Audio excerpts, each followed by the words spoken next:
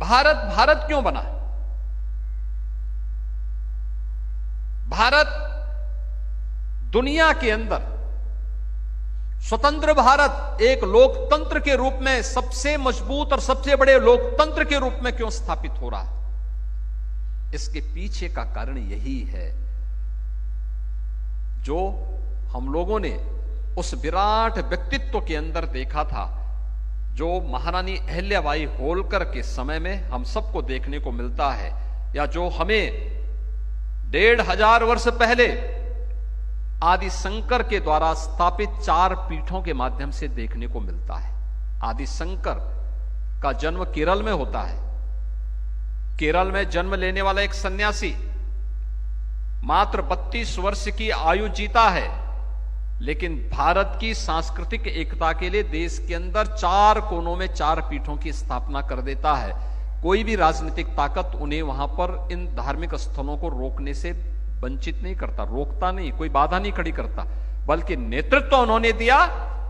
उस समय की राजनीतिक ताकतें, राजे रजवाड़े उनके साथ जुड़ करके उसे भव्य स्वरूप देने में अपना योगदान दिए।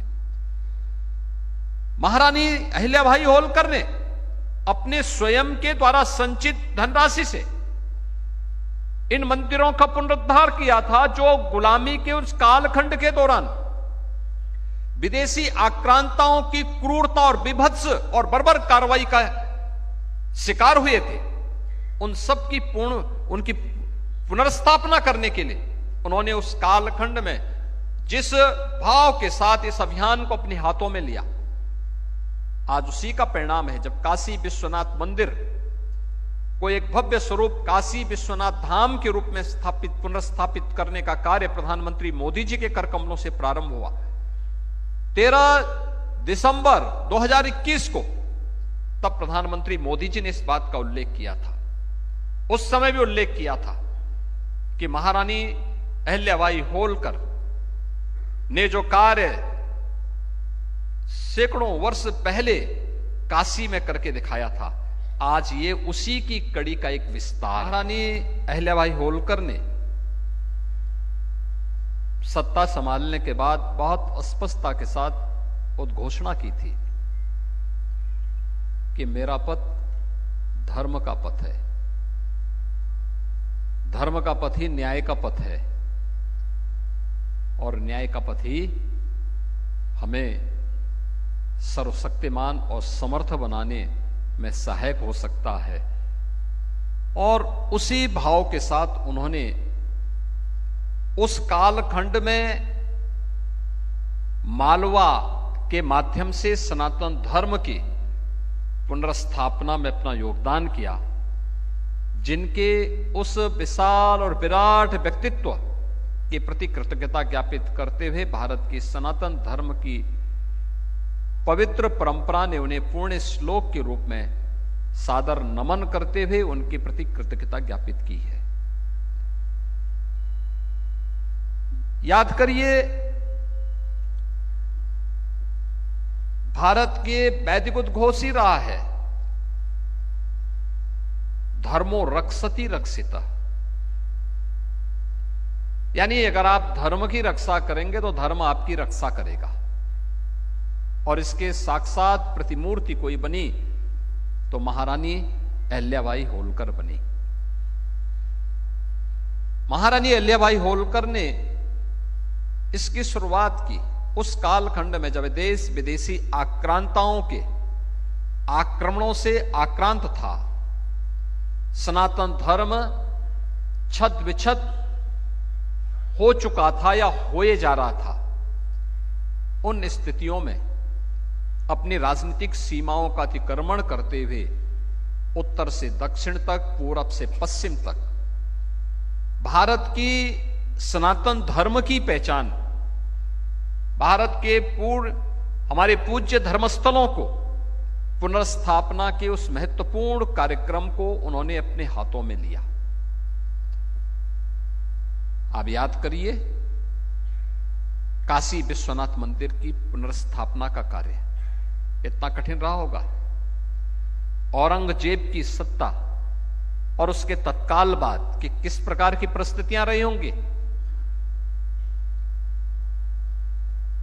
मुगल सत्ता देश के अंदर थी, उनका वर्चस्व था, लेकिन उस सब के बावजूद काशी विश्वनाथ मंदिर की पुनर्स्थापना का काम होना है और उन्होंने बेधड़क इस कार्य को वहां पर करके दिखाया। जो बाबा काशी विश्वनाथ मंदिर आज हम सबको दिखाई देता है, ये वही मंदिर है जो पुण्य श्लोका महारानी अहिल्याबाई होलकर ने 1777 से 1780 के बीच में स्थापित किया था। केदारनाथ धाम का मंदिर आपने देखा होगा। केदारनाथ धाम में अनेक प्राकृतिक आपदाएं आई, 2012-13 में भी आई थी, लेकिन मंदिर अजेय बना रहा। आप याद करिए, आज भी वहां का रास्ता, वहां का मार्ग अत्यंत दुर्गम है, लेकिन उस कालखंड में उस मंदिर को बनाना, उसको एक भव्य रूप देना। सोमनाथ का मंदिर याद करिए, सोमनाथ के मंदिर में सबसे पहला आक्रमण भारत के अंदर किसी एक मंदिर पे हुआ था और गजनी से आया हुआ लुटेरा मोहम्मद गजनवी ने जिस मंदिर को विक्षत किया था वह सोमनाथ का मंदिर था। 1000 वर्ष पहले उस मंदिर को क्षतिग्रस्त करने के बाद वहां पर फिर से भगवान सोमनाथ की मंदिर की पुनर्स्थापना हो, यह संकल्प उस कालखंड में किसी ने लिया था तो मालवा की महारानी अहिल्याबाई होलकर ने लिया था। आज जब हम महिला सशक्तिकरण की बात करते हैं और प्रधानमंत्री मोदी जी के द्वारा महिला सशक्तिकरण के लिए किए जाने वाले कार्यक्रमों की श्रृंखला को आगे बढ़ाने की बात आती है, तो नारी शक्ति वंदन अधिनियम के साथ साथ लखपति दीदी का अभियान भी उसी कड़ी का एक हिस्सा है, जो महिला स्वावलंबन का एक नया उदाहरण है। महिला स्वयंसेवी समूह के माध्यम से 1 करोड़ महिलाएं आज प्रदेश भर में सशक्तिकरण की एक नई गाथा को आगे बढ़ाने का काम कर रही है। मुख्यमंत्री कन्या सुमंगला योजना के माध्यम से बेटी के जन्म लेने से लेकर के स्नातक तक की पढ़ाई और मुख्यमंत्री सामूहिक विवाह योजना के माध्यम से बेटी की शादी दहेज मुक्त शादी हो और सामूहिक रूप से इस कार्यक्रम में पूरा गांव और पूरा समाज उस कार्यक्रम का हिस्सा बने, एक गरीब की बेटी के हाथ भी पीले हो सके, इस दृष्टि से सरकार स्वयं कन्यादान करने के लिए उन कार्यक्रमों का हिस्सा बनती है। ये नारी सशक्तिकरण और स्वावलंबन के कुछ उदाहरण हैं। बेटी बचाओ बेटी पढ़ाओ से लेकर के खेलो इंडिया खेलों का कार्यक्रम हो, फिट इंडिया मूवमेंट का कार्यक्रम हो, या फिर नारी शक्ति वंदन अधिनियम, ये सभी कार्यक्रम जहां महारानी अहिल्याबाई होलकर की उस श्रृंखला को आगे बढ़ाने का एक क्रम है, जो एक आत्मनिर्भर और विकसित भारत की आधारशिला बनेंगे। वहीं सरकार ने यह भी तय किया है, त्रिशताब्दी वर्ष के अवसर पर हम उन सभी प्रमुख स्थलों पर, गौतम बुद्ध नगर हो, गाजियाबाद हो, कानपुर हो, आगरा हो, लखनऊ हो, वाराणसी हो, गोरखपुर हो या फिर अन्य महत्वपूर्ण स्थलों पर कामकाजी महिलाओं के लिए वर्किंग हॉस्टल का निर्माण। आप देखते होंगे अब महिलाएं हर एक क्षेत्र में आगे बढ़ चुकी हैं, हर एक क्षेत्र में उन्होंने अपनी उपस्थिति दर्ज की है।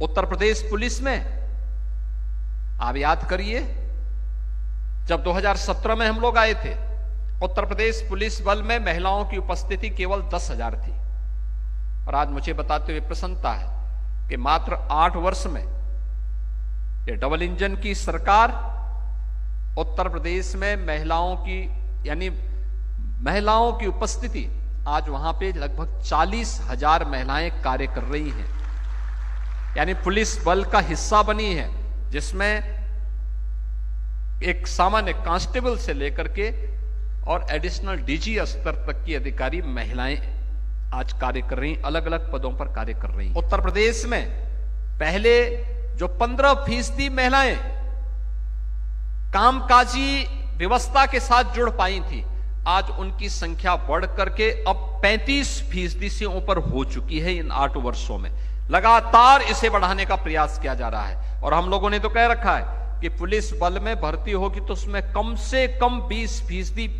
बेटियों के लिए आरक्षित होना ही चाहिए, उनकी उपस्थिति वहां होनी ही चाहिए। और आज उसका परिणाम हमारे सामने दिखाई दे रहा है। मिशन शक्ति का अभियान भी उसी श्रृंखला का एक हिस्सा है। धर्म पर आधारित कोई भी व्यवस्था न्याय का कारण भी बनेगा और आत्मनिर्भरता और सशक्तिकरण का भी माध्यम बनेगा। देवी अहिल्याबाई होलकर के द्वारा जो भाव अपनी शासन व्यवस्था को चलाते समय रखा गया था, वह आज डबल इंजन की इन सरकारों के कार्य पद्धति से देखा जा सकता है, समझा जा सकता है। कार्यशाला का उद्देश्य भी इसी भाव के साथ आगे बढ़ाने का है। एक व्यापक जनसंपर्क का कार्यक्रम, हर एक जगह हम जाएं, छोटी छोटी गोष्ठियां करें। महापुरुष की स्मृति दिवस, ये 300वां उनका जन्म शताब्दी वर्ष है। 31 मई 2025 महारानी अहिल्याबाई होलकर का 300वीं जन्म जयंती का कार्यक्रम होगा। 21 से लेकर के 31 तक उनका पुण्य स्मरण हमें विभिन्न कार्यक्रमों और जनसंवाद कार्यक्रम के माध्यम से करना है। इन कार्यक्रमों के बहाने केंद्र और राज्य सरकार की महिला सशक्तिकरण और महिला स्वावलंबन के लिए किए गए कार्यक्रमों को अलग अलग प्रकार से रेखांकित करने के लिए, क्या जो शौचालय बने, 12 करोड़ शौचालय देश के अंदर बने, क्या यह महिला सशक्तिकरण का आधार नहीं था? 80 करोड़ लोगों को फ्री में राशन की सुविधा का लाभ देने की व्यवस्था हुई, क्या यह महिला सशक्तिकरण का आधार नहीं? क्योंकि गृहस्थी का संचालन तो एक नारी करती है, उसको पता है कैसे घर चलाना है। आयुष्मान भारत के माध्यम से जिन 50 करोड़ लोगों को देश के अंदर स्वास्थ्य की सुविधा का लाभ प्राप्त हो रहा है, यह महिला सशक्तिकरण का उदाहरण है। 12 करोड़ परिवारों को उज्ज्वला योजना के अंतर्गत